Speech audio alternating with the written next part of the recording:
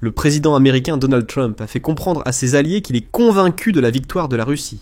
Aujourd'hui, de nombreux médias publient cette information, en se référant à l'agence, et écrivent que ces circonstances suscitant une profonde inquiétude à Kiev et à Bruxelles, qui estiment que seul Washington parmi les alliés a le pouvoir de forcer Poutine à mettre fin à la guerre.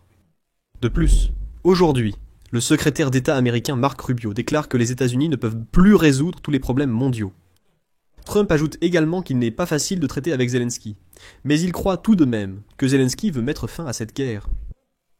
De plus, le politicien écrit que les États-Unis sont contre les promesses de soutien à l'Ukraine et la condamnation de la guerre de la Russie, dans la déclaration finale. Et à tout cela s'ajoute que la conversation entre Trump et Poutine a montré que la fin de la guerre en Ukraine n'est pas prévue dans un avenir proche. Cependant, l'accent principal dans les actualités aujourd'hui est mis sur la déclaration supposée de Trump, qu'il serait convaincu de la victoire de la Russie. Mais ici, tout n'est pas aussi simple si l'on commence à lire les sources originales. Parce qu'il y a une nuance dans l'expression de Donald Trump que, selon moi, beaucoup ont comprise tout à fait différemment de la façon dont elle a été formulée. Alors, examinons ensemble cette situation. Est-ce que le président américain refuse vraiment publiquement l'Ukraine? Et peut-on dire qu'aucune négociation n'est prévue dans un avenir proche? Je suis Alexei Petchy. Nous sommes le 21 mai, parlons de tout dans l'ordre. Avant de commencer, je vous demande de vous abonner à cette chaîne, de mettre un like et surtout de laisser un commentaire. Abonnez-vous aussi à la chaîne Telegram Petchy News, lien dans la description. Là-bas, nous publions des nouvelles en temps réel dès qu'elles arrivent. Alors, je vais commencer par la nouvelle que l'agence a publiée aujourd'hui et qui a ensuite été largement relayée par de nombreux médias. Malgré les succès minimes de l'armée russe sur le champ de bataille, le président américain Donald Trump a réalisé des avancées diplomatiques significatives en faveur de l'agenda promu par le Kremlin. Comme l'indique la publication, lors des négociations avec son homologue américain, le président russe Vladimir Poutine a tenté de gagner du temps. Et il y est parvenu, car après la conversation téléphonique, Trump a laissé entendre qu'il renonçait à exiger un cessez-le-feu et à menacer la Russie de sanctions.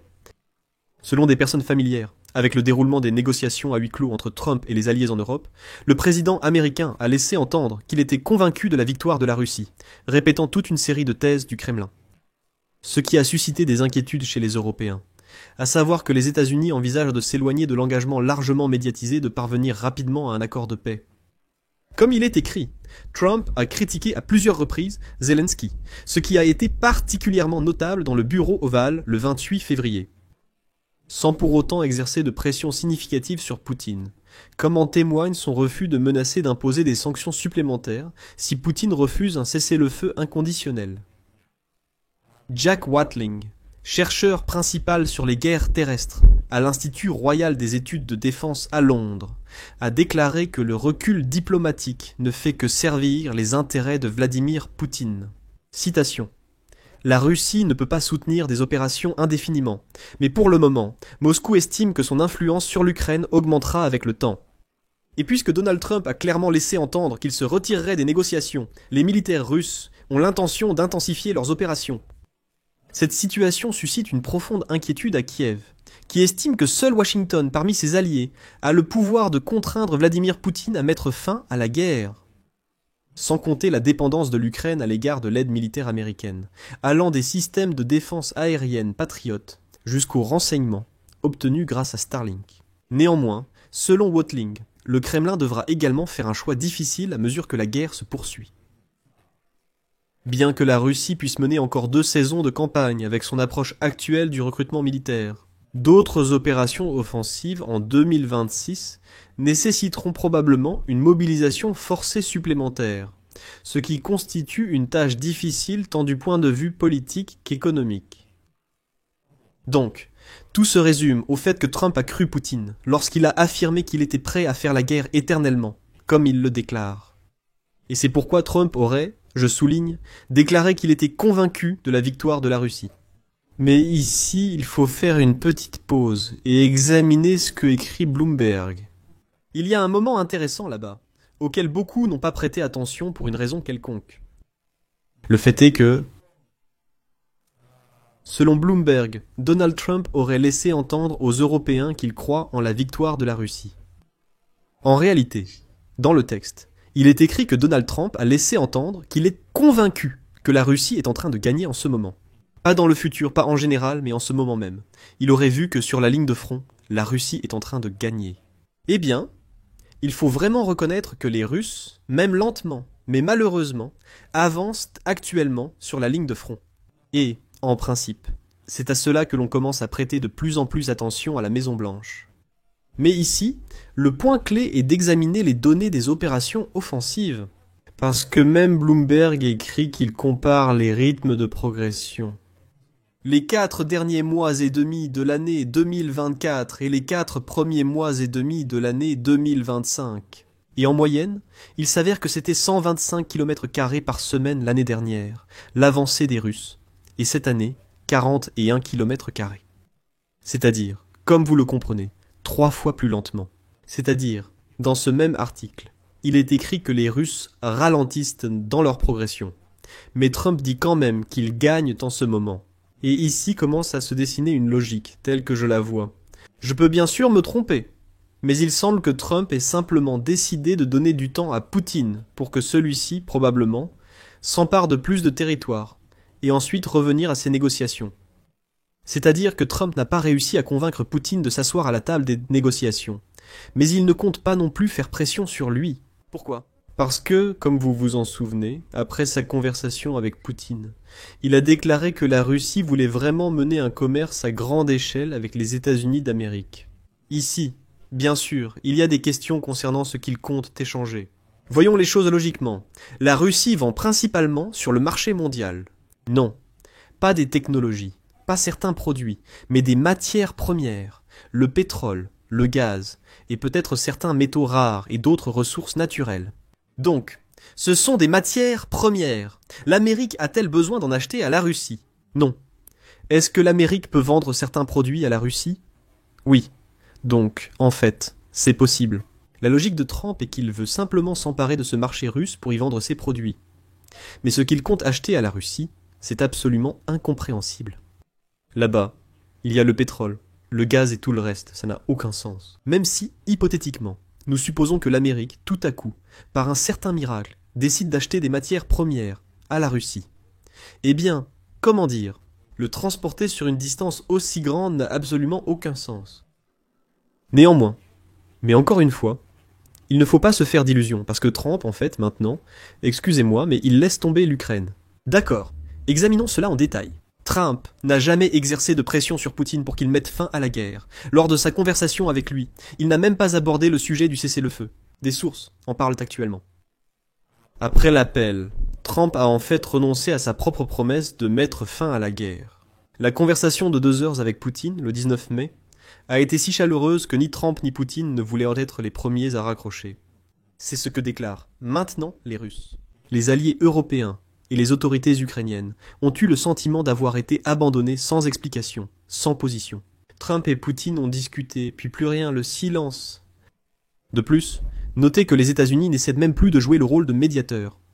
Récemment, ils tentent sans cesse de passer cette responsabilité à d'autres. Ils suggèrent parfois que le Vatican, les Européens ou même Recep Tayyip Erdogan, le président de la Turquie, s'en occupent. Donald Trump suggère d'impliquer potentiellement les Chinois dans cette initiative. En tout cas, à la Maison-Blanche, on essaye de s'en laver les mains, de s'écarter et de dire que ce n'est pas notre guerre, comme ils l'appellent. Et, en gros, ils ne veulent plus être des médiateurs. Après un nouvel entretien avec Poutine, le président américain a affirmé publiquement n'avoir même pas évoqué les frappes de missiles visant les civils ukrainiens lors de cet échange. C'est après que Trump a écrit sur Truth Social que Vladimir devait s'arrêter. Un autre problème survient. Mark Rubio, secrétaire d'État américain, a déclaré que les États-Unis ne pouvaient plus résoudre tous les problèmes mondiaux. De nombreux sujets méritent notre attention dans le monde, car beaucoup d'événements terribles s'y déroulent. Les États-Unis ne pourront pas résoudre tous les problèmes. Il faut préserver la priorité des intérêts nationaux. C'est ce qu'il a déclaré lors des auditions budgétaires au sein de la commission spécialisée de la Chambre des représentants. Là-bas, on a demandé à Marco Rubio s'il considérait Vladimir Poutine comme un criminel de guerre, mais il n'a pas pu répondre. Il a insisté à 3 reprises sur le fait que nous tentons de négocier avec cette personne. On lui redemande s'il est un criminel de guerre. Il répond que ce qui se passe en Ukraine ressemble à un crime de guerre. On insiste. Poutine est-il un criminel de guerre ou pas? Rubio répète encore une fois. Eh bien, c'est une personne avec qui nous menons des négociations. De plus, selon Rubio, l'administration Biden s'est comportée de manière irresponsable en gelant les négociations avec la Russie pendant 3 ans. Les États-Unis doivent pouvoir négocier avec la Russie, pour éviter les erreurs et les conflits. Des relations amicales ne seront possibles que si les conditions changent. Pour poursuivre sur ce sujet, il faut ajouter que Trump ne fait absolument aucun commentaire sur Poutine. Je veux dire de manière critique. Mais il déclare que l'Ukraine est prête à un cessez-le-feu. Mais il faut du temps pour évaluer les efforts de Kiev, pas ceux de Poutine, en vue d'atteindre la paix. Comme le dit Trump, j'ai dit que les Ukrainiens sont prêts à un cessez-le-feu et à des négociations de paix. Et ensuite, à la question de savoir si l'Ukraine fait assez pour parvenir à la paix, le président américain a répondu qu'il lui fallait du temps pour tirer des conclusions plus précises. Et ensuite, citation de Trump. Je pourrais mieux vous répondre dans environ 2 semaines, parce que je ne peux pas dire oui ou non. Une fois de plus, on se demande si l'Ukraine en fait assez pour arrêter le conflit, alors qu'elle en est la victime. Je continue de citer Trump. Je pense que Zelensky est un gars fort, et ce n'est pas facile de traiter avec lui. Mais je pense qu'il veut s'arrêter. Ce qui se passe là-bas est très mauvais. Je crois qu'il veut arrêter. Mais je pourrais mieux répondre à cette question dans 2 ou 4 semaines. J'espère que la réponse sera qu'il veut résoudre ce problème. Une fois de plus, Zelensky est tenu responsable et considéré comme coupable. De plus, il y a maintenant des informations selon lesquelles les États-Unis se sont opposés à la promesse d'un soutien ultérieur à l'Ukraine et aux phrases sur l'illégalité de la guerre déclenchée par la Fédération de Russie. Dans la déclaration du G7, selon Politico, lors de la coordination de la déclaration conjointe, la position de l'administration Trump a posé problème. Washington refuse d'inclure dans la déclaration la phrase sur le soutien futur à l'Ukraine. De plus, les Américains veulent éviter de décrire la guerre à grande échelle de la Russie contre l'Ukraine comme une invasion illégale. Je ne sais pas comment Donald Trump compte appeler cela, mais ils veulent exclure au maximum tous ces points critiques et toutes les remarques critiques à l'égard des Russes. De plus, il propose de supprimer totalement l'engagement de continuer à aider l'Ukraine. Pour conclure, voici quelques citations de la publication indiquant que la conversation entre Donald Trump et Vladimir Poutine a montré que la fin de la guerre en Ukraine n'est pas envisagée. L'appel téléphonique entre Donald Trump et Vladimir Poutine. Il a interrompu les tentatives de faire pression sur la Russie afin d'obtenir un cessez-le-feu immédiat et, au lieu de cela, a ouvert la voie à la poursuite des hostilités au cours de longues négociations. Comme il l'écrit, le refus de Donald Trump de pousser la Russie vers un cessez-le-feu indique qu'il pourrait se retirer des négociations, ce que son équipe laisse entendre depuis plusieurs semaines déjà. Je vais maintenant citer.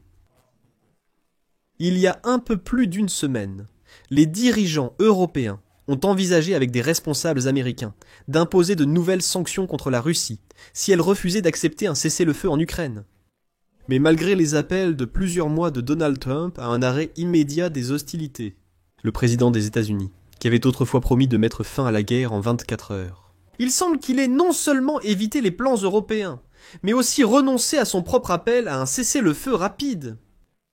Lors d'une conversation téléphonique avec Trump, Poutine a réussi à ajouter un nouvel élément de retard dans le processus. La nécessité pour chaque partie de préparer un mémorandum sur les conditions du futur traité de paix est une étape qui pourrait rendre l'Ukraine vulnérable tant que les négociations s'éternisent.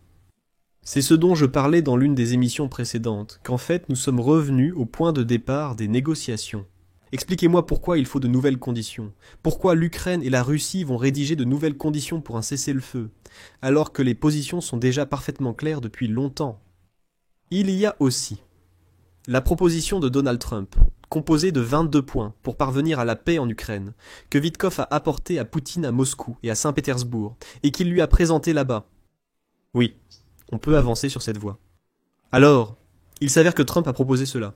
Puis il a lui-même tout rejeté. Il dit « Oh, bonne idée. Que l'Ukraine et la Russie présentent leurs conditions pour un cessez-le-feu, nous les comparerons et essaierons d'y trouver un compromis. » En fait, tous ces 3 mois de tentatives, même plus de 3 mois de tentatives pour trouver une solution au cessez-le-feu, tout cela part en fumée, dans la cheminée. Excusez-moi. Voilà, on revient au point de départ.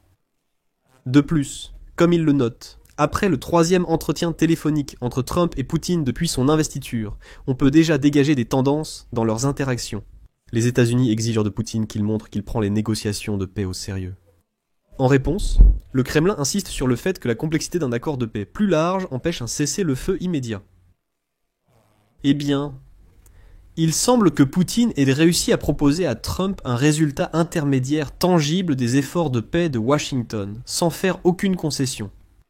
Eh bien, comme le suggère l'allusion de Trump au fait que la Russie et l'Ukraine devront négocier un cessez-le-feu entre elles, cela implique également une réduction de la participation des États-Unis dans ce processus. Et tout cela soulève des doutes quant à la possibilité de parvenir à un accord, ne serait-ce que d'ici la fin de cette année. On considère que Poutine est convaincu que la Russie prend le dessus dans cette guerre et qu'elle peut obtenir davantage de territoire pendant la saison estivale des combats. Et ce n'est qu'ensuite qu'elle commencera à s'approcher de la question des négociations. Trump a adopté la position selon laquelle nous ne sommes pas du tout concernés et que nous n'imposerons pas de sanctions.